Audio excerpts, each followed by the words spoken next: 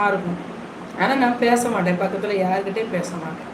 அப்புறம் ஒரு நாள் என்னால் முடியவே முடியல, அந்த பிள்ளைய போட்டு அடிக்கணும். அதெல்லாம் நேராக போனேன், தம்பி என் அப்பா இப்படி பண்ணுற, நீ 10 காசு சம்பாதிக்கன்னா அந்த வெயிலில், அவன் வந்து கொத்தனார் வேலைக்கு போவாங்க, இந்த வெயிலில் கடந்து இந்த கட்டட வேலை பார்க்கறது எவ்வளோ பெரிய கஷ்டம்.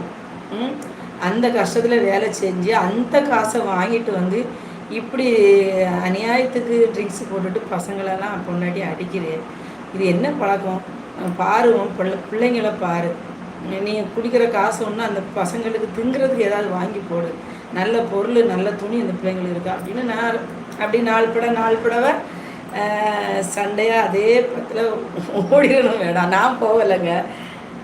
கொஞ்ச நாளாகவே நான் சொல்லி சொல்லி சொல்லி சொல்லி கடைசியில் அந்த பையனாகவே திருந்திட்டார். திருந்தி ஒரு நாள் திருந்திட்டாங்க. நல்லபடியாக சண்டை சச்சரவு எதுவும் இல்லாமல் நல்லா இருந்தாங்க. 4 பசங்க, 3 பொண்ணு 1 பையன்.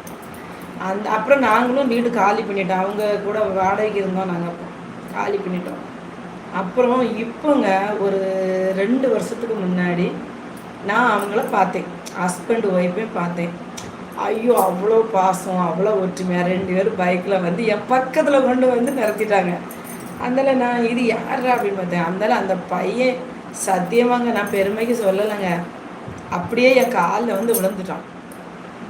அக்கா என்னை இந்த வாழ்க்கையை இந்த மாதிரி என்னை மாற்றி இன்றைக்கி நான் ஒரு குடும்பம் என் ஃபேமிலியோடு நான் சந்தோஷமாக வெளிநாட்டுக்கு போயிட்டு சம்பாதிச்சு சொந்த வீடு வாசல் பிள்ளைங்களாம் படிக்க வச்சு 3 பொண்ணுங்களையும் கல்யாணம் பண்ணி கொடுத்துட்டு பையன் மட்டும் லாஸ்ட்டு பையன் நான் நல்லா இருக்கேக்கா அப்படின்னு அந்த பிள்ளையும் நீங்கள் சொல்லி சொல்லி சொல்லி உங்கள் தம்பி நல்லா திருந்துட்டாங்கன்னு என்னை பார்த்துட்டு எப்படி பண்ணாங்க. அதுக்கப்புறம் வெளிநாட்டிலேருந்து அடுத்த வாட்டி ஒரு வாட்டி வரும்போது என்னை நிறைய ஸ்ப்ரே சோப்பு பவுடர்லாம் கொண்டு தந்தாங்க.